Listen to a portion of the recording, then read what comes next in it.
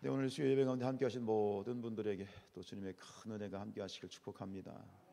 참 어제는 좋은 일이 있었죠. 우리나라에 우리나라가 7번째로 우주 비행체를 쏘아 올리는 참 그런 나라가 되었어요. 참 대단한 민족인데 또 오기 전에 제 뉴스를 보니까 저 아프가니스탄에 지진인가요? 나가지고 지금 1000명 가까이 죽었답니다. 최소 1000명 가까이, 980명인가? 920명, 최소 920명이면 지금 1000명 가까이 죽었다고 하는데, 여러분들 이런 사실을 보면서 어떤 생각이 나세요? 참 다시 한번 우리는 하나님 말씀으로 돌이켜서 이 세상 가운데 말할 수 없는 이런 지진으로 1000명 이상이 죽습니다. 이제 분명한 것은 저는 그렇습니다. 말씀에 입각해서 고백되어지는 것은 주님 오실 날이 가까워오고 있는 것이 분명해요. 분명히 주님 말씀하셨잖아요.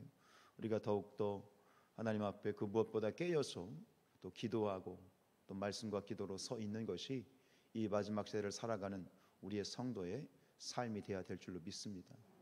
오늘 고린도후서 말씀, 이제 우리가 세 번째 시간인데요, 우리가 지난 시간까지 봤던 고린도후서 1장 1절로 11절이 고린도후서의 서론이에요. 시작하는 부분이라면 이제 오늘 이 12절부터 1장 12절부터 본격적으로 본론에 들어가게 되는데, 오늘 이 본론에서 말하고자 하는 이 주제의 단락은 어디냐면 12절부터 2장 4절까지, 오늘 1장 12절부터 2장 4절까지가 하나의 큰 주제를 가지고 지금 이제 본론을 시작하고 있는데, 그 주제가 뭐냐면 지금 이 바울 목사님이 이 고린도 교회에 대하여 몇 차례 내가 너희들을 이런 식으로 내가 너희를 방문하겠다라는 약속을 했었단 말이에요. 그런데 원래 이제 고린도 교인들에게 약속했던 그 방문 계획, 방문 일정대로 바울이 지키질 못했어요. 그것이 한 번, 두 번 거듭 그 방문 계획이 틀어진 거예요. 근데 그것에 대해서 지금 고린도 교회가 다시 그 부분을 가지고 수군거리는 거예요. 바울 목사님, 그렇지 않아도 지금 이 거짓 교사들에 의해서 사도 바울의 사도권, 여러분 고린도 후서의 큰 주제가 뭐라고 그랬죠? 고린도 후서의 주제면 여러 가지 그런 부분적인 것들이 있지만 가장 큰 것은 이제 제가 물으면 이렇게 대답하시면 돼요. 바울의 사도권 변호. 뭐라고요? 바울의 사도권 변호. 이게 고린도 후서의 주제입니다. 자, 고린도 후서의 주제가 뭐라고요? 자기의 사도권을 변호하는 거예요. 이걸 머릿속에 계속 새기셔야 되는데, 그렇지 않아도 거짓 교사들 때문에 바울 목사님의 이 그런 어떤 사도성이 부인되는 상황에서 또 이 방문 계획이 몇 번 번복이 되니까 그건 가지고 이 바울 사도는 왔다리 갔다리 하고 줏대도 없고 이런다라고 하는 그런 공격이 이제 주어지는 거죠. 그런 부분에 대해서 이 해명을 가장 먼저, 그러니까 우리가 불도 어떤 불부터 꺼야 돼? 급한 불부터 끄는 거잖아요. 그러니까 이 본론에서 가장 먼저 나왔다는 얘기는 이게 급한 불이에요. 지금 이 고린도에 대한 그러한 방문 계획이 한 번, 두 번 어그러지니 그로 인해서 바울 목사님에 대해서 안 좋은, 또 이게 궁시렁거리는 소리들이 또 나니까 그것에 대해서 급한 불을 끄기 위해서 변호하는 내용이 오늘 1장 12절부터 2장 4절까지의 단락인데, 오늘 우리가 보았던 이 1장 12절, 13절, 14절은 그 주제를 가지고 다루는 그러한 서론이라고 할 수 있어요. 우리 12절 읽어볼까요? 시작. 우리가 세상에서 특별히 너희에 대하여 하나님의 거룩함과 진실함으로 행하되 육체의 지혜로 하지 아니하고 하나님의 은혜로 행함은 우리 양심이 증언하는 바니 이것이 우리의 자랑이다. 보세요. 지금 이 바울 목사님이 내가 내 자랑이야 라고 한 이 자랑한다라는 이 표현 속에 무엇이 거꾸로 반증이 되냐면, 지금 바울 목사님이 뭔가 공격을 당하고 있다라고 하는 것에 반증이 되는 거예요. 그래서 이 자랑이라는 말을 이 바울 목사님의 이 서신들 편지들을 보면 여기저기 많이 나오거든요. 로마서에도 나오고 뭐 데살로니가 전서에 나오고 많이 나오는데, 그런데 유독 이 자랑이란 말이 가장 많이 쓰인 책이 어느 책일까요? 척하면 척이지. 어느 책? 이 고린도 후서예요. 몇 번이 나오냐면 29번이 나와. 지금 이 29번씩이나 바울 목사님이 자랑이라는 단어를 쓰고 있다는 얘기는, 이 자랑이라는 것은 의시되는 것이 아니라 결국 자랑이라는 말은 뭐냐면 자신에 대한 변호예요. 해명하는 그런 의미를 가지고 있는 거예요. 그 정도로 지금 바울 목사님이 이러한 자신의 사도권과 자신의 어떤 이 목 사역에 대해서 아주 적극적으로 변증을 하는 거죠. 여러분 그렇잖아요. 가끔 보면 지금도 있는지 모르겠지만 어느 마을, 시골 마을에 가면 그렇게 대문짝만하게 써 있는 걸 본 적이 있어요. 여기는 범죄 없는 마을, 이렇게 써는 거 보셨어요? 그럼 범죄 없는 마을은 결국 그것이, 이걸 거꾸로 얘기하면 지금 어떻단 얘기야 세상이? 범죄 없는 마을이라고 굳이 써 놓아야 되는 이유는 이 세상이 뭘로 넘친다는 얘기야? 범죄로 넘친다는 얘기야. 굳이 써놔. 그 써놓지 않아도 되는데, 범죄 없는 게 정상인데 범죄가 없다고 굳이 그렇게 써놓는 이유는 세상이 범죄가 가득하기 때문에 써놓는 것처럼, 오늘 바울 목사님이 이 자랑이란 말을 쓰고 있는 것도 마찬가지예요. 자신을 자랑할 수밖에 없는 것은 그만큼 본인이 공격을 당하고 있기 때문에 그것에 대해서 적극적으로 자신을 해명하고 변증하는 내용. 자, 다시 한번 여쭤볼게요. 고린도후서의 주제가 뭐라고요? 바울의 사도권 변호, 변증, 변호, 그걸 해명하는 거예요. 그것이 이제 계속 흐르고 있는 어떤 맥락이라는 걸 여러분들이 아시면 여러분들은 이 한국 교회 중에 가장 똑똑한 평신도들이 되실 줄로 믿습니다. 어디 가서 물어봐. 고린도후서의 주제가 뭔지 알아? 그럼 알 사람이 어디 있어? 우리밖에 모르는 거야. 그런 건 은근히 자랑해도 돼. 예, 자, 오늘 이제 이 바울이 어쨌든간 자랑이란 단어를 쓰는 것은 공격을 받고 있기 때문인데, 적극적으로 자신을 이제 당당하게, 주눅들지 않고 당당하게 얘기를 하는 거예요. 어떤 오해와 공격과 이런 어떤 부분들에 대해서 내가 아니야, 이것이 맞는 것이야라고 당당하게 얘기하면서 자랑하고 있는데, 바울 목사님이 당당하게 고린도 교인들에게 떳떳하게 이야기하고 있는 첫 번째 근거가 뭐냐면, 그것은 오늘 말씀에서 있는 것처럼 내가 너희에 대하여 무엇으로? 하나님께 거룩함과 진실함으로 행했다. 첫 번째는 뭐냐면, 야 고린도 교인들이요, 고린도 성도들이요, 나는 너희들 당신들을 상대할 때 나는 떳떳하고 진실하고 솔직하게 대했다. 나는 뭐가 없다? 숨기는 것이 없다라고 당당하게 이야기를 하고 있습니다. 이것을 다르게 얘기하면 뭐냐면, 우리 이거를 이 공동 번역으로 한번 읽어볼게요. 다시 한번 읽어볼게요. 시작. 우리는 이 세상에서 특별히 여러분을 대하면서 인간의 꾀를 부리지 않고 하나님의 은총으로 그분의 뜻을 따라 솔직하고도 진실하게 살아왔다는 것을 양심을 걸고 말할 수 있으며 또 이것을 자랑으로 여기고 있습니다라는 거예요. 이 지금 사도 바울은 양심을 걸고 얘기하는 게 뭐냐면, 내가 당신들을 대할 때 솔직했고 진실했다.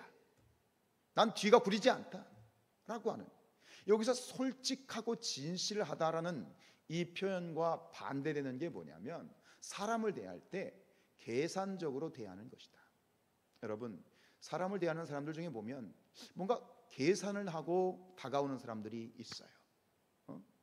뭔가 목적이, 계산을 가지고 다가온다는 건 뭐냐면, 목적을 가지고 어떤 다른 목적을 숨기고 나에게 다가오는 것을 말하는 거죠.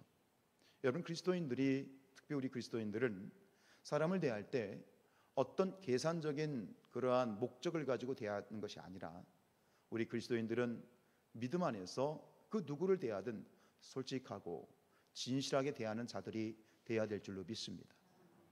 사람을 계산적으로 대하는 사람은 처음엔 모르지만 좀 지나면 알아요.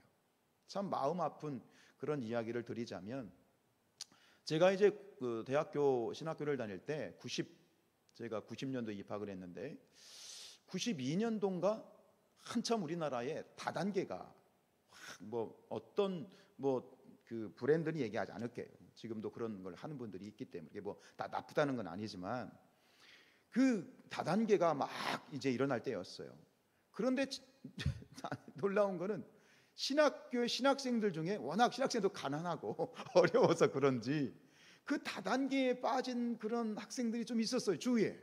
내 1년 선배도 그랬고. 근데 내 친구 중에 하나가 과는 다른 종철과에 다니는 그런 친구 하나가 오늘 갑자기 평소에는 막 청바지 입고 티셔츠 하나 막 입고 다니다가 갑자기 오늘 또 이 친구가 아주 그냥 정장을 입고 말쑥하게 정장을 입고 007 가방을 들고 학교에 다니는 거야. 이게 뭐 하는 짓인가? 너 뭐냐? 근데 이 친구가 그걸 하는 거야. 근데 그때부터 이 친구의 친구가 아닌 거지. 그때부터 이 친구는 나를 뭐로 보는 거예요? 고객으로 보는 거야. 근데 얼마나 이게 질긴지요. 제가 제대하고 나서 서울에서 목회할 때도 그 친구가 저한테 연락이 오더라고요. 정말 싫더라고요. 사람이 뭔가를 계산적으로 우리가 지금 우리 나라도 이제 정치 국회의원을 뽑는다든가 대통령을 뽑는 것들도 있지만 어디나 정치는 있거든요. 우리 교계에도 정치가 있어요. 이제 올해 10월달에 우리 이제 감리 교단적으로 각 연회에 감독을 뽑아야 되거든요. 근데 보면 지금 후보가 세 분이 나왔어요. 그런데 평소에는 뭐 전혀 일면식도 없는 분들이 갑자기 와가지고 엄청나게 막 잘안한 것처럼 와가지고 막 이렇게 막 반가워하고 물량 공세하고 막 김 들고 와가지고 좀 드시라고 그러고 싫어요. 근데 그럼 감독으로 뽑혔어. 그분이 정말 선출이 됐어. 그 다음부터 어떻게 할까요? 콧방귀도 안 껴. 당신을 내가 아냐? 당신 누구냐? 이런 식으로 대하는 거야. 그것은 그리스도인의 삶의 자세가 아니죠. 여러분, 그리스도인은 사람을 만날 때에 절대로 목적을 가지거나 계산을 가지고 만나는 자들이 아니라 순수하게 그 영혼을 사랑하고 진실하고 솔직하게 대하는 그런 삶을 사는 것이 그리스도인의 삶인 줄로 믿습니다. 오늘 사도 바울이 얘기하는 게 바로 그거예요. 내가 너희를 대할 때 예를 들어서 이런 거죠.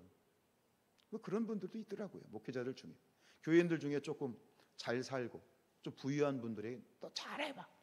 근데 좀 형편이 어렵고 좀 가난하고 어려운 분들한테 또 개무시해. 목회자들 가운데서 그런 분들이 보면 속이 상해요. 몰라 저에게도 그런 모습이 있는지 모르겠지만 그건 아니죠. 그죠? 그러면 안 되는 거죠. 차별이 없어야 되는 거죠.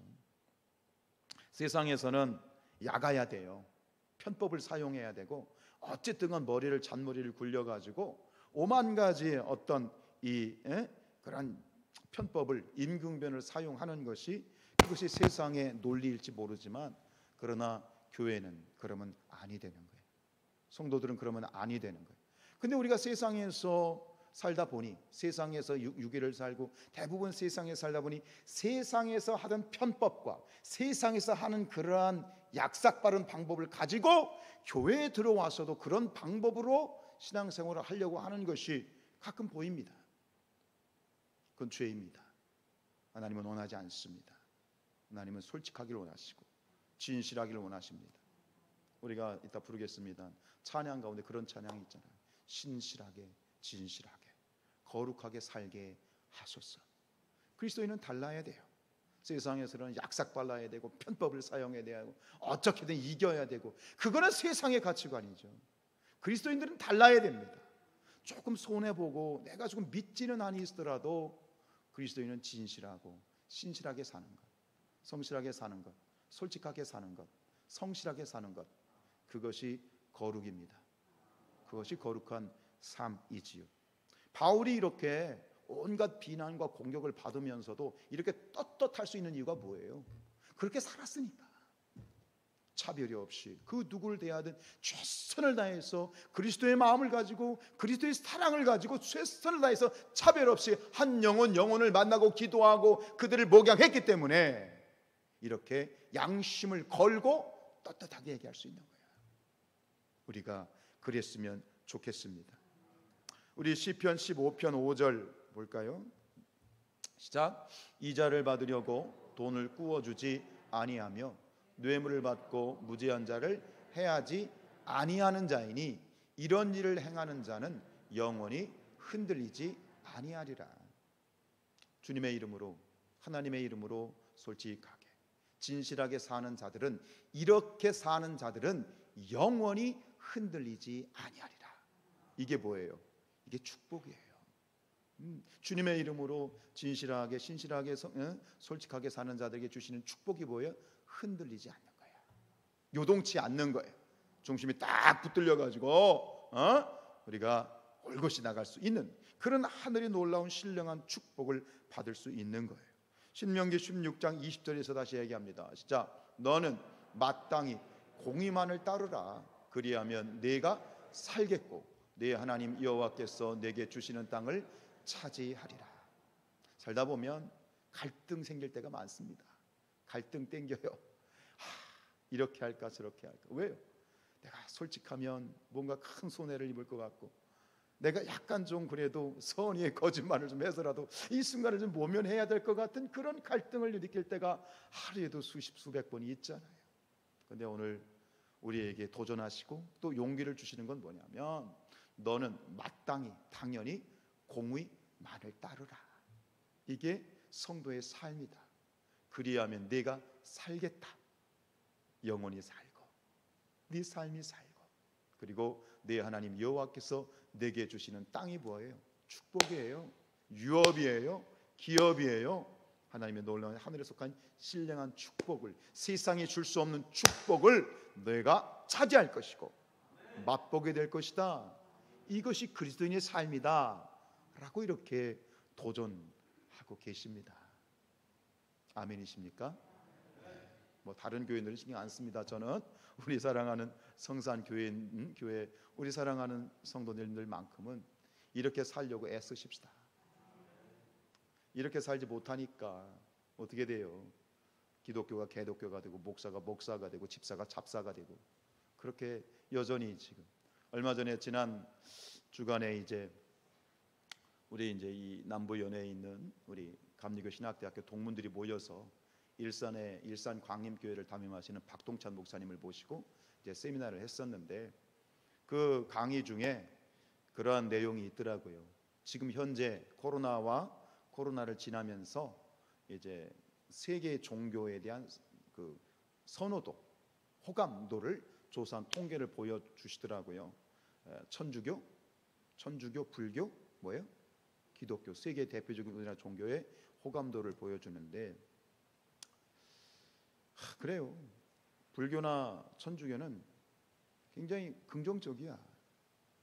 그런데 우리 기독교에 대한 그런 호감도 좀 표로 보여드렸으면 좋았을 뻔했네요. 너무 부정적이야.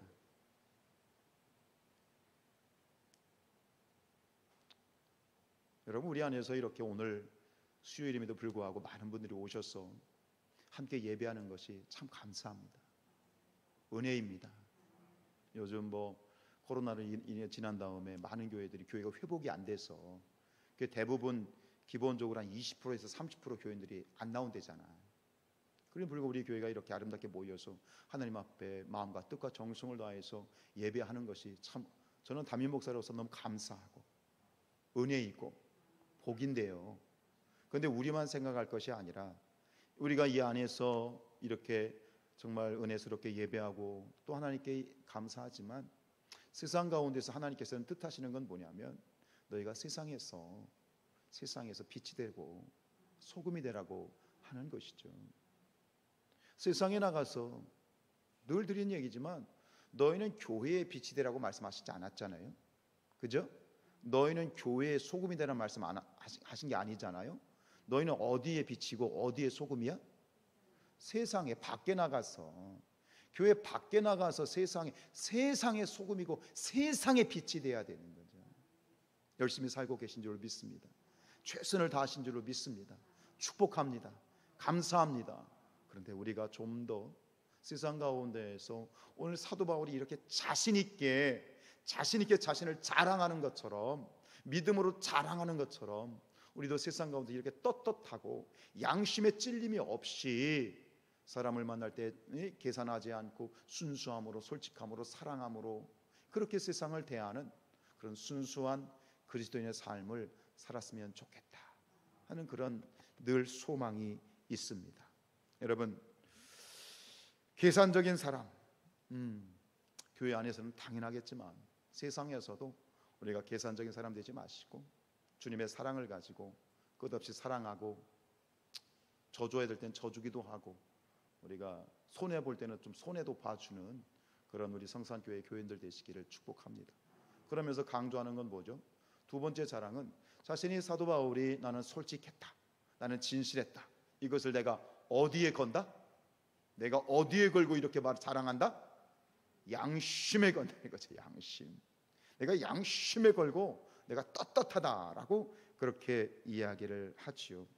양심이란 말은 선악을 분별할 수 있는, 옳고 그름을 분별할 수 있는 그런 마음인데, 어느 목사님이 그런 말씀하셨는데 저도 그거에 100% 동감하는 건 뭐냐면, 양심은 하나님이 우리 사람 안에 주신, 우리 사람의 마음 가운데 주신 하나님의 형상의 안전장치다.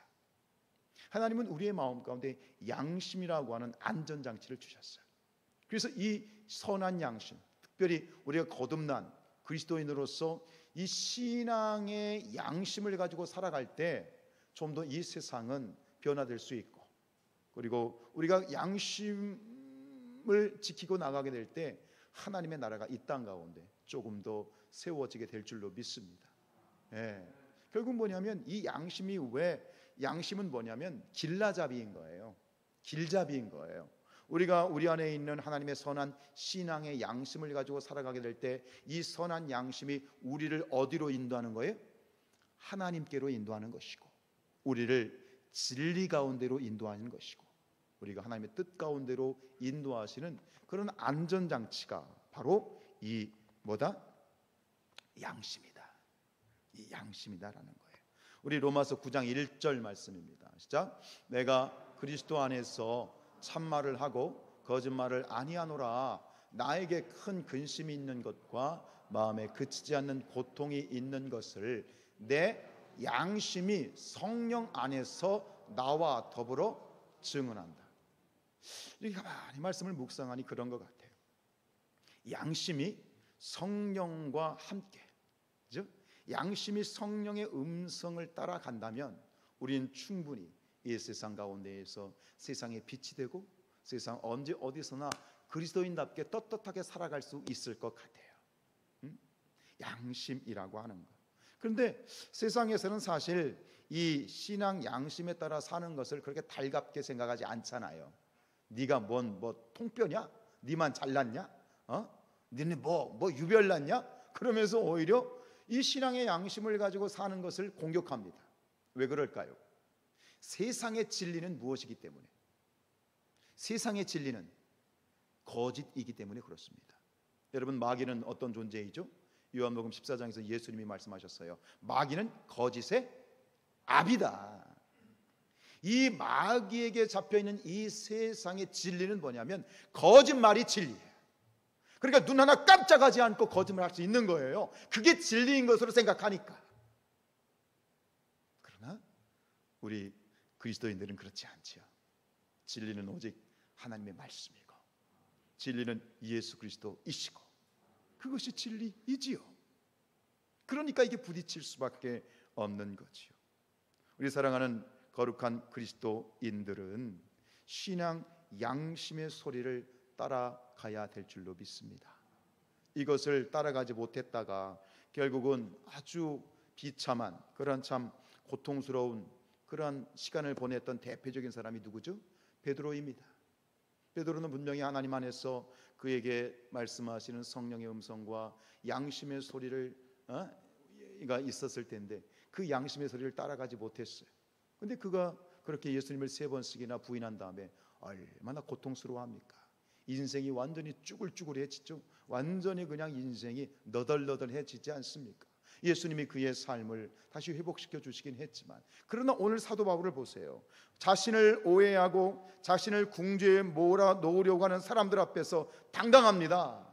자랑합니다. 왜요? 나는 하늘을 우러러 한 점 부끄러움이 없이 나는 양심을 걸고 내가 너희를 거룩함과 솔직함과 신실함으로 대했다 라고 이렇게 자랑스럽게 자신을 오픈하지 않습니까? 우리가 이 바울과 같이 정말 양심의 거리낌이 없는 그런 성도들이 되시길 축복합니다. 순간 양심에 찔리는 게 있으신가요? 됐어요. 지난 과거는 잊지 마세요. 지난 과거는 묻지 마세요. 다 십자가에 다 내려놓으시고 앞으로 우리가 걸어가는 오늘 이후의 모든 걸음마다 하나님 앞에서 양심의 거리낌이 없는 그런 성도로서 살아가겠다고 결단하시고 애쓰고 노력해 보자는 거예요. 할렐루야. 그렇게 하시겠어요? 해보자고요. 해보자고요. 우리 사도행전 24장 16절이에요. 시작. 이것으로 말미암아 나도 하나님과 사람에 대하여 항상 양심의 거리낌이 없기를 힘쓰나이다. 힘써야 돼요. 노력해야 돼요. 뭐 그냥 아멘한다고 되는 게 아니라 세상에서 힘쓴다는 건 뭐예요? 전쟁이에요. 전투예요. 피나도록 싸워야 이 제대로 된 양심을, 이 선한 이 신앙의 양심을 따라 살 수 있지요. 내가 이렇게 선한 양심을 가지고 살아야지, 하나님의 뜻대로 말씀대로 살아야지, 이렇게 고민하고 묵상하고 계속 그 말씀을 붙들고 계속 되뇌이고 되새김질을 하면서 그런 어떤 우리의 양심에 거슬리는 그런 우리의 양심을 거역하는 일들이 생겼을 때 그때 싸우는 거죠. 안 돼! 하나님이 이렇게 말씀하셔. 내 안에 성령께서 이렇게 말씀하셔. 안 돼! 하나님 뜻이 이것이야! 하면서 그 사단의 유혹과 싸워야지요. 그것만 해도 하나님이 기뻐하실 것 같아요. 할렐루야. 그냥 아무런 생각 없이 그냥 세상과 똑같이 산다면, 그게 아니라 지금 내가 하나님 뜻대로 살지 못해도 그렇게 막 마음속으로 하나님 내가 어떡해요, 나 싸워야 되는데 오늘도 또 내가 쓰러졌어요. 그럴지언정, 그렇게 할지언정, 쓰러질지언정 싸워보기라도 해야지. 아멘. 싸워보기라도 해야지. 내 안에 있는 사단의 음성, 악한 유혹과 세상의 그런 어떤 도전에 대해서 싸워보기라도 해야지. 그냥 맥없이 다 주지 말고 그런 선한 양심을 따라서 나아갈 수 있기를 축복합니다. 우리 13절 말씀 있죠. 시작. 오직 너희가 읽고 아는 것 외에 우리가 다른 것을 쓰지 아니하노니 너희가 완전히 알기를 내가 바라는 것은. 지금 이제 이런 어떤 고린도 교인들의 오해와 그런 공격이 있을 수밖에 없었던 이유가 나오는데, 그것은 완전하게 알지 못했기 때문에, 바울을 온전하게 알지 못했기 때문에. 그 뒤에 14절에서 이야기하죠. 시작. 너희가 우리를 부분적으로 알았으나 우리 주 예수의 날에는 너희가 우리의 자랑이 되고 우리가 너희의 자랑이 되는 그것이라. 사람이란 존재가 참 제한적이고 참 부족한 건 뭐냐면 그런 것 같아. 사람은 자기가 듣고 싶은 것만 들어. 그리고 자기가 보고 싶은 것만 봐. 어떻게 동의하세요? 그런 것 같아. 아무리 많아. 오늘 제가 이렇게 설교를 해도요, 다 달라요. 근데 내가 듣고 싶은 얘기만 들어. 100을 얘기하면 그 중에 내게 들리는 얘기가 있어. 그것만 싹 듣는 그런 한계가 우리에게 있지요. 결국 여기서 너희가 우리를 부분적으로 안다. 바울에 대해서 온전히 알지 못하고 일부분만 보고 있으니 그러니 오해가 생기고 갈등이 생기고 거기서 문제가 생길 수 있는 거지요. 이 시간 여러분들의 눈이 열려지길 축복합니다. 알되 부분적으로만 찔끔 아는 것이 아니라 온전하게 아는 그런 눈이 열리기를 축복하고, 내가 듣고 싶은 것만 듣는 귀가 아니라 모든 것을 고루고루 다 들을 수 있는 그런 귀가 열려지기를 축복합니다. 오해는 말 그대로 오해죠.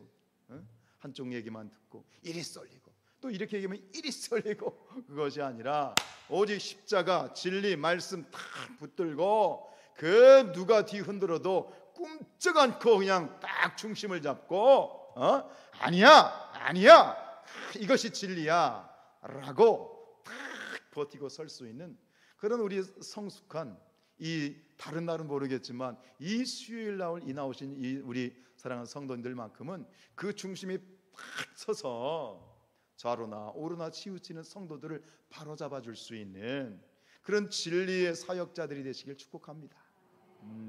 귀가 열릴지어다, 눈이 열릴지어다, 온전하게 말이죠. 부분적으로 하는 것이 아니라 온전하게 알 수 있는 그런 눈이 열려져야 된다. 그러면서 오늘 바울이 고린도 교인들에게 너희들이 지금 나를 오해하고 있는데, 나를 부분적으로 알고 있는데, 너희가 이제 모든 것을 온전하게 알 수 있는, 깨닫게 되는 그런 시점이 올 거야, 그런 날이 올 거야 라고 얘기하죠. 그 날이 언제라고요? 예수님이 오시는 날이라고 그렇게 얘기를 하죠. 이거는 1차적으로는 뭐예요? 주님이 오시는 날은 예수님이 재림하시는 날이고, 그렇죠? 이 세상의 마지막 종말이지만 굳이 이것이 예수님의 재림의 날이나 예수님의 종말의 날이 아니라 할지라도 여기서 우리가 다른 각도로 볼 건 뭐냐면, 바울 사도가 이러한 어떤 고린도 교인들로부터, 그리고 그를 공격하는 그런 원수들로부터 오해와 질시와 공격을 받고 있지만, 오늘 바울이 얘기하고 싶은 주제는 이런 것인 것 같아요. 반드시 진실은 드러나게 되어 있다. 반드시 참된 것은 참으로, 거짓은 거짓으로 드러날 것이다. 그렇기 때문에 나는 떳떳하다. 너희들이 아무리 오해를 하고 나에 대해서 다른 생각을 품고 있는다 할지라도 나는 자랑스럽다. 나는 거리낌이 없어. 하늘을 우러러 한 점 부끄러움이 없어. 하나님이 아셔. 하나님이 보고 계셔. 라고 하는 그런 떳떳한, 왜요? 바울은 그날이 올 것을, 진리가 진리되어지고 참된 것이 다 드러나는, 모든 오해가 풀리고 모든 것이 밝히 드러나는 그날을 하나님이 허락해 주실 것이라고 하는 분명한 믿음이 있기 때문이에요. 그러니까 당당한 것이죠. 자, 디모데전서 5장 2절 말씀입니다. 시작. 이와 같이 선행도 밝히 드러나고 그렇지 아니한 것도 숨길 수 없느니라. 이거를 아니까 바울은 솔직할 수밖에 없는 거야. 바울은 그렇게 진실을 할 수밖에 없는 거야. 왜? 다 주님이 밝히 드러내실 날이 올 것이니까. 아무리 날고 기고 뛰어봤자 누구 손바닥이야? 하나님 손바닥이야.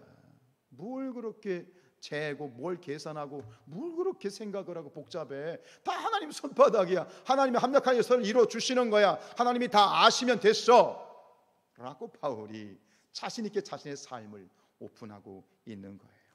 마태복음 10장 26절이에요. 시작. 그런즉 그들을 두려워하지 말라. 감추인 것이 드러나지 않을 것이 없고 숨은 것이 알려지지 않을 것이 없느니라. 이것이 바울의 비전이고 바울의 믿음이고 바울의 소망이고, 이 믿음이 바울로 하여금 어떠한 공격과 어떠한 오해가 있어도 결국은 흔들리지 않고 중심을 탁 잡을 수 있는 이유가 되는 거예요. 여러분, 주님은 다 보고 계십니다. 주님은 아십니다. 여러분들이 당하는 어떤 고통이나 오해나 그런 부분들 하나님은 아셔요. 그리고 더 알아야 될 건 뭐냐? 하나님이 반드시 그것을 갚아주셔요. 선은 선으로 갚아주셔요. 악한 것은 악한 것으로 갚아주셔요. 하나님이 보응하시는 거야. 그 믿음이 있으니까 중심을 탁 잡을 수 있는 것이죠. 잠시 힘들고 어렵고 부대낌은 있지만 우리가 뿌리째 뽑히지 않을 수 있는 것은 이 믿음 안에서 하나님 안에 뿌리를 깊이 두고 있는 거야. 힘들고 어렵고 막 오해를 당하고 수모를 당한 날, 그럴 때 계속해서 더 깊이 주님 안으로 들어가고 파고 들어가고 기도하고 말씀 듣고 예배하고 하나님 안에 거할 때 우리가 흔들리지 않는, 어떤 바람에도 안이밀세 흔들리지 않는 그런 신앙의 중심을 잡을 수 있는 것이죠. 바울에게서 오늘 이러한 신앙을 우리가 배웠으면 좋겠습니다. 여러분, 감춰진 것들이 있는 그대로 드러날 것입니다. 아무도 모르게 숨겨도 드러날 것입니다. 참은 참으로, 거짓은 거짓으로 드러날 것입니다.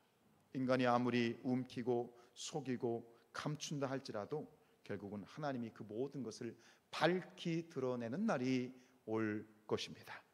믿으십니까? 믿으십니까? 그렇다면 누구를 바라봐야 돼요? 주님을 바라보셔야죠. 누구를 바라보자고요? 주님을 바라보셔야죠. 그래서 이 시간에 오셨죠. 이 밤에 오셨잖아요. 주님 보시려고 오셨잖아요. 그래요. 그렇게 가시면 돼요. 이대로 가시면 돼요. 할렐루야. 주님의 이름으로 축복합니다. 여러분, 바울이 얘기합니다. 바로 그 날이 어떤 날이 된다? 나에게 자랑의 날이 될 것이다. 자랑의 날이 될 것이다. 저는 오늘 여러분들을 축복하면서 늘 사실 수요일이란 시간이 참 피곤한 시간이에요. 어떤 분은 직장 갔다 밥도 식사도 못 오시고 온 분들 계실 거고, 뭐 고단하고 쉬고 싶은 분들 계시겠지만, 이 시간에 나와서 예배하는 여러분들을 보면 저는 이렇게 생각이 들어요. 주님의 마음, 저에게 주신 주님의 마음은 그래요. 주님이 이렇게 여러분들 통해서 말씀하십니다. 너희들이 내 자랑이다. 너희들이 내 자랑이다. 여러분, 주님이 우리가 주님의 자랑이 되고, 그리고 지금 우리의 삶에서 주님이 나의, 그러니까 우리가 주님의 자랑이 되고, 그죠? 주님이 또 우리의 무엇이다? 자랑이다. 주님을 자랑하는 거죠.